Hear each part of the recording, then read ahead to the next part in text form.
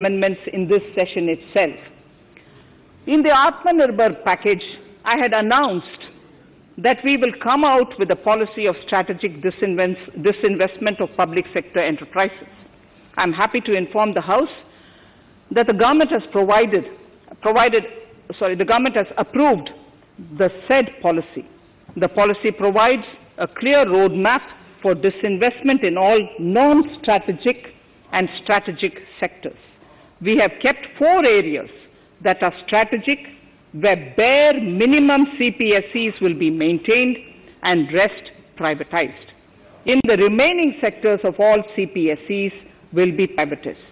The main highlights of the policy are mentioned in Annexure 3. To fast forward the disinvestment policy, I am asking NITI to work out on the next list of centre public sector companies that would be taken up for strategic disinvestment.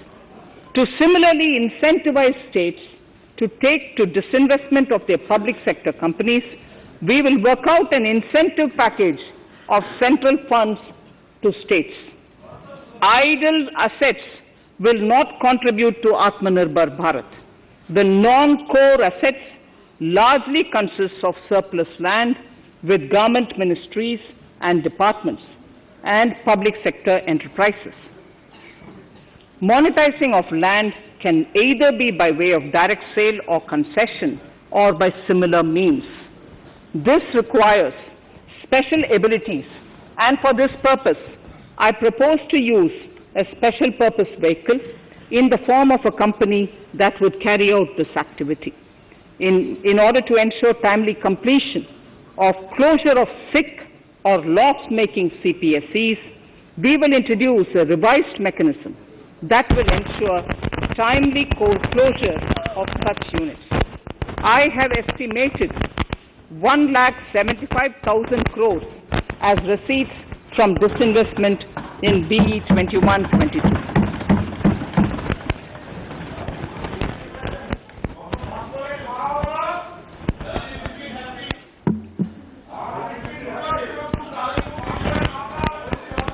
Government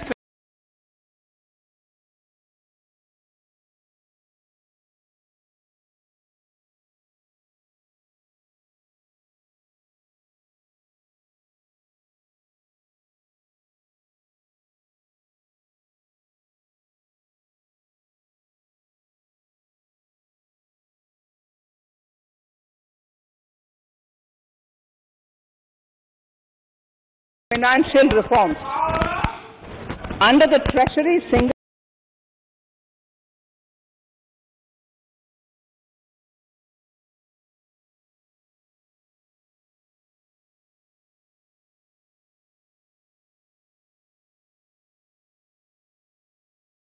account, the TSA system, autonomous bodies directly draw funds from the government's account at the time of actual expenditure, saving interest costs.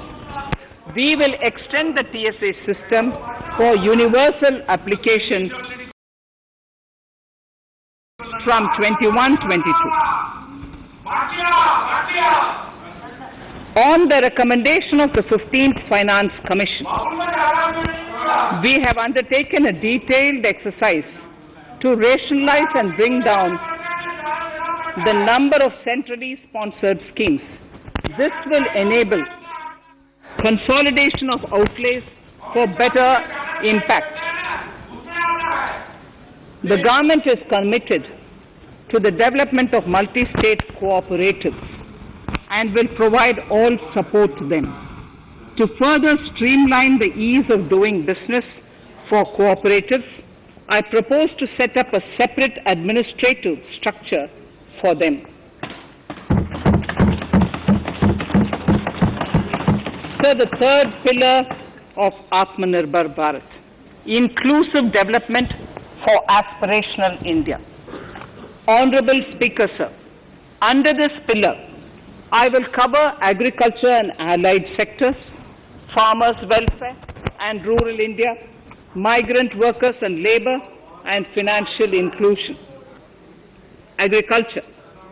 Our government is committed to the welfare of farmers.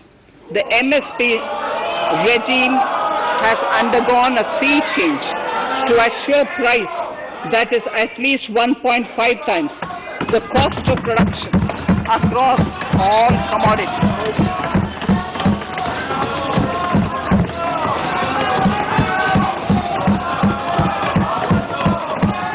The procurement has also continued to increase at a steady pace.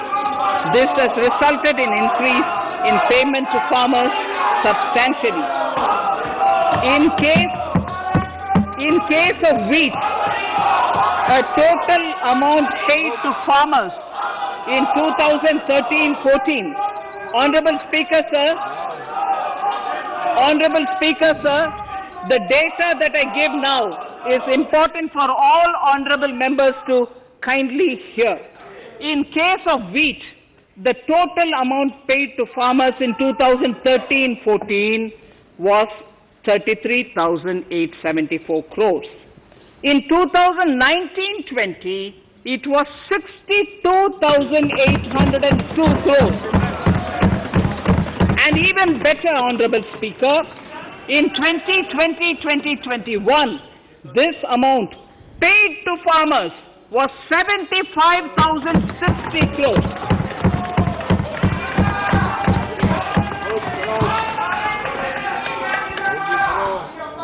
Honorable Speaker, again an important fact, the number of wheat growing farmers that were benefited increased in 2020-21 to 43.36 lakhs compared to 35.57 lakhs in 2019-20. That much of an increase within 1 year. For paddy, again an important data. For paddy, the amount paid in 2013-14 was 63,928 crores. In 2019-20, this increased to 1,41,930 crores. Even better, in 2020-2021, this is further, in 2020-21, this is further estimated, and I'm saying this is further estimated because the procurement is ongoing, and therefore I can't give you the final figure.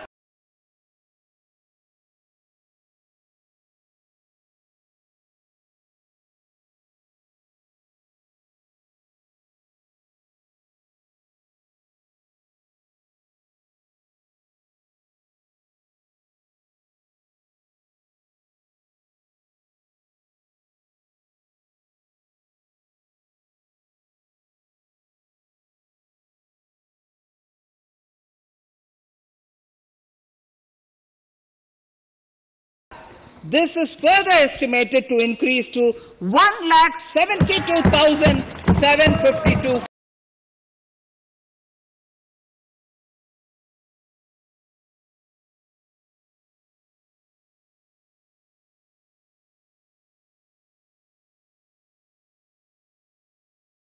crores. The number of farmers benefited increased from 1.24 crores in 2019-20 to 1.54 crores in 2020-21. In the same way, Honorable Speaker, sir, in the case of pulses, the amount paid in 2013-14 was 236 crores. In 2019-20, this was increased to 8,285 crores. Now in 2021, it is at 10,530 crores. More than 40 times increase from 2013-14. The receipts to cotton farmers have seen a stupendous increase from 90 crores in 2013-14 to 25,974 crores in, I'm giving you data as of 27th January 2021, this is bound to increase. From 90 crores for cotton farmers in 2013-14 to 25,974 crores in 2021. All the details in complete narration is available in Annexure 4 to my speech. Early this year, Honorable Prime Minister had launched the Swamitva scheme. Under this, a record of rights is being given to property owners in villages. Up till now, about 1.80 lakh property owners in 1,241 villages have been provided cards. I propose during 21-22 to extend this to cover all states and union territories.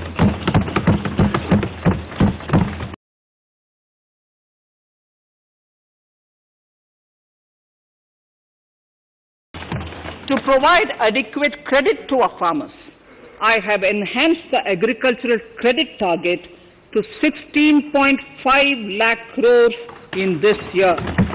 We will focus on ensuring increased credit flow to animal husbandry, Pashupalan, dairy, and to Matsyakar, to the fisheries. We are enhancing the allocation to the Rural Infrastructure Development Fund from 30,000 crores to 40,000 crores. The Micro Irrigation Fund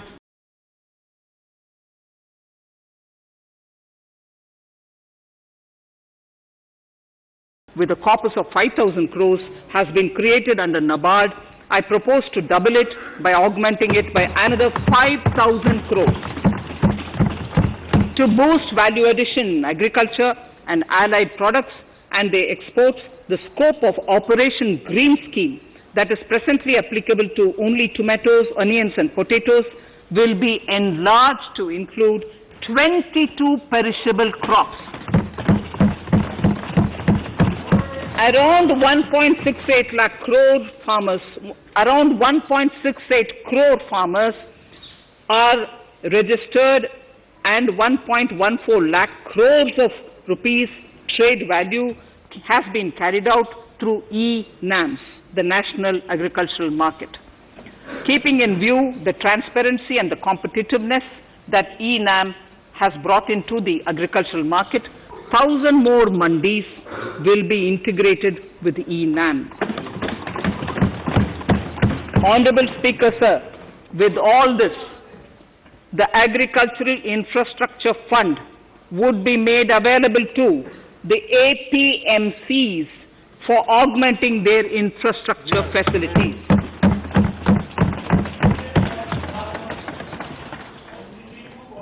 Fisheries.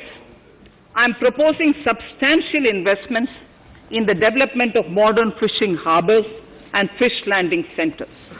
To start with, 5 major fishing harbors, Kochi, Chennai, Visakhapatnam, Paradip and Petua Ghat, will be developed as hubs for economic activity.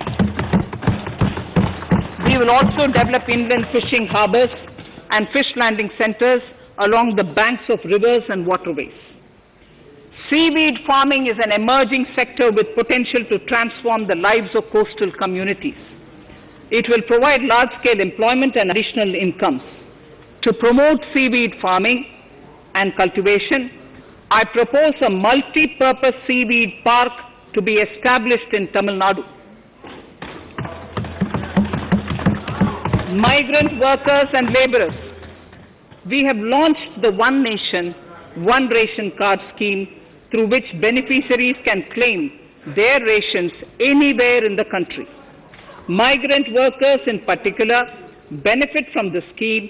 Those staying away from their families can partially claim their ration where they are stationed, while their family in their native places can claim the rest. I am happy to inform you that One Nation, One Ration Card plan is under implementation by 32 states and union territories, reaching about 69 crore beneficiaries. That's a total of 86% beneficiaries covered. The remaining 4 states and UTs will be integrated in the next few months.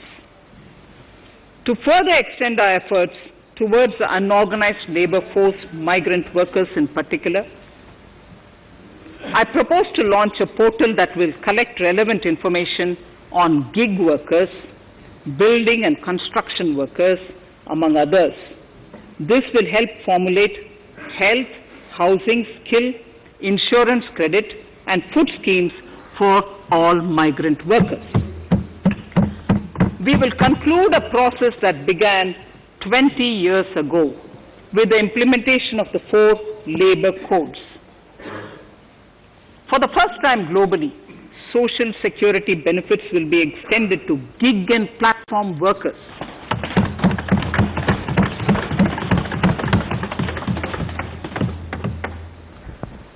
Minimum wages will apply to all categories of workers, and they will all be covered by the Employees State Insurance Corporation.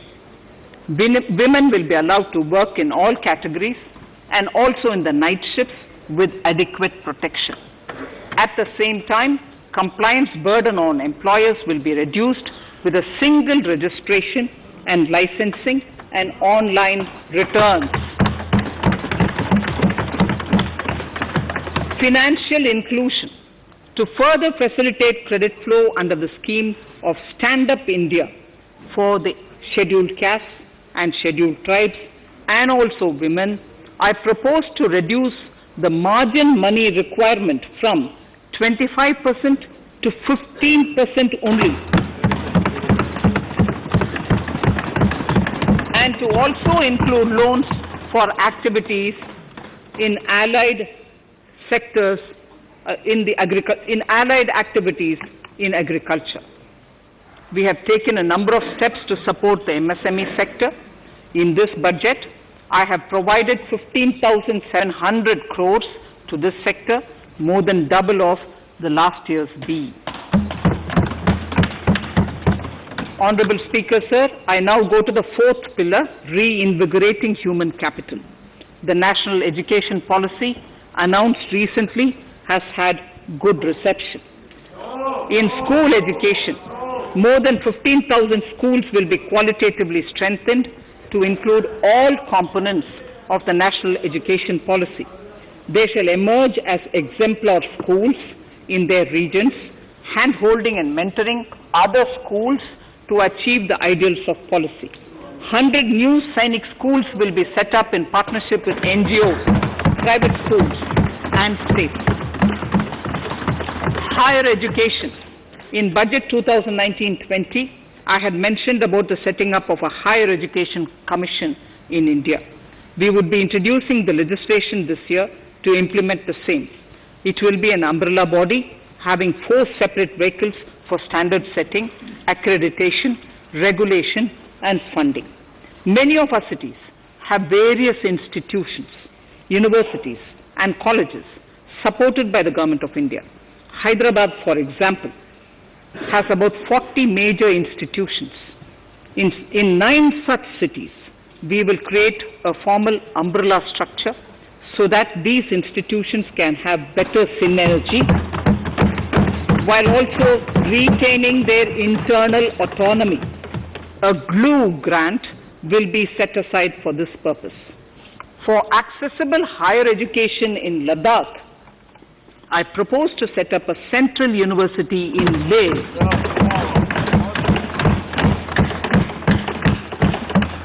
The other important projects to be taken up as a part of the NEP are listed in Annexure 5. Scheduled caste and scheduled tribes welfare. We have set ourselves a target of establishing 750 Eklavya model residential schools in our tribal areas. I propose to increase the unit cost of each such school from 20 crores, which is what it is now, to 38 crores, and for hilly and difficult areas to 48 crores. This would help creating robust infrastructure facilities for our tribal students. We have revamped the post-metric scholarship scheme for the welfare of scheduled caste students. I have also enhanced the central assistance in this regard. We are allotting 35,219 crores for 6 years till 25-26 to benefit 4 crores scheduled caste students. Skilling. In 2016, we had launched the National Apprenticeship Promotion Scheme. The government proposes to amend the Apprenticeship Act with a view to further enhancing apprenticeship opportunities for our youth. We will realign the existing scheme of National Apprenticeship Training Scheme for providing post-education apprenticeship training of graduates and diploma holders in engineering. Over 3,000 crores will be provided for this purpose. An initiative is underway, Honorable Speaker, in partnership with the United Arab Emirates to benchmark skill qualifications, assessment and certification, accompanied by the deployment of certified workforce. We also have a collaborative training, inter-training program